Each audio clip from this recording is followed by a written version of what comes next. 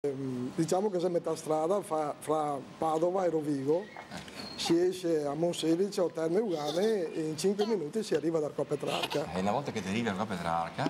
Allora, una volta che si arriva a Arco Petrarca, che c'è un grande parcheggio, si mette su la macchina e dopo in giro a piedi. E dopo si comincia a camminare a piedi.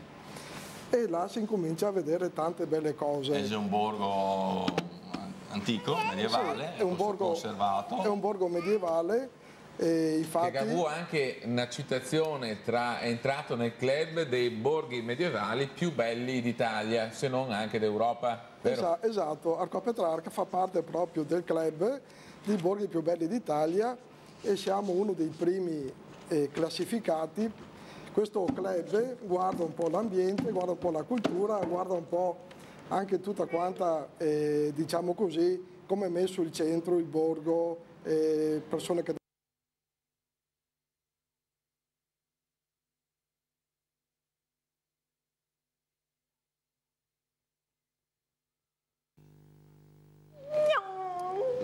Siamo tornati, eccoci qua di nuovo in diretta.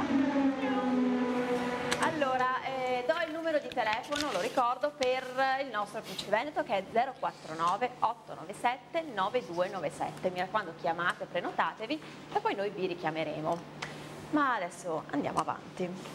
Piace per la sua modestia, piace per il suo savoir-faire, piace per il suo eclettismo nella scelta della musica che di volta in volta ci accompagna nella nostra gita domenicale.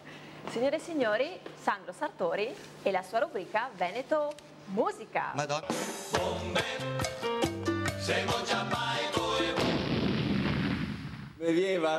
Mai. Che sia un livello dell'inquinamento, una melassa pura. Olio ai gomiti. Andiamo in un brodo di giugge, esatto, per restare in tema. Allora, ancora buona serata a tutti. Abbiamo cambiato lingua, perché prima abbiamo parlato di un concorso di musica in lingua veneta. Vi ricordo il sito di quel concorso www.tacabanda.info. Venerdì sera venite a vedere che ci sarò anch'io a presentare la serata. Invece adesso voltiamo pagina. E questa puntata di A Spasso coi Bronzi ha degli ospiti che vengono da un'altra città al di fuori del Veneto, una metropoli che è proprio a 2 passi dal Veneto, e sono qua per un motivo molto particolare. Il primo perché è un nostro grande amico, viene da Bologna ed è il grande Roberto Fricantoni. Eccolo qui. Grazie Sandro, grazie. Ciao, ma non dovevano partire applausi sontuosi in sottofondo? Ragazzi, applausi, c'è Fricantoni. Entusiasmo generale.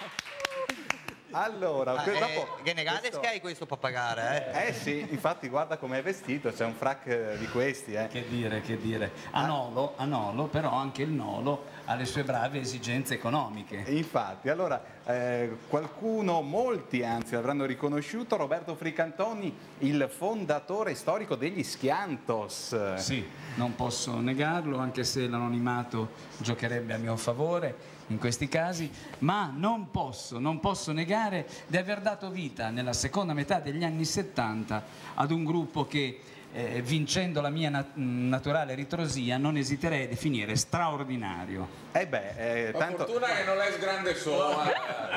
Ma si merita tutte queste cose, perché veramente voi avete fondato un filone musicale, quello del rock demenziale. Sì. Comunque stavo scherzando, ovviamente, nel senso che comunque l'esperimento nel suo piccolo, nella Bologna degli anni 70, nella Bologna della contestazione del 77, che non sono stati anni solo di piombo, ma anche anni di grande creatività, ecco, credo che ci sia stato questo movimento cultural musicale interessante, con tante iniziative e tante invenzioni. L'invenzione degli Schiantos e del rock demenziale è stata quella di utilizzare lo slang giovanile, l'ironia, che era il linguaggio di quel periodo, un linguaggio di liberazione nelle canzoni popolari, pop, rock soprattutto. Certo, voi siete stati i primi, poi nel tempo vi hanno seguito in tanti, Elio e le storie tese e tanti altri. Che hanno avuto più successo di noi, e questo devo dire non mi ha toccato minimamente.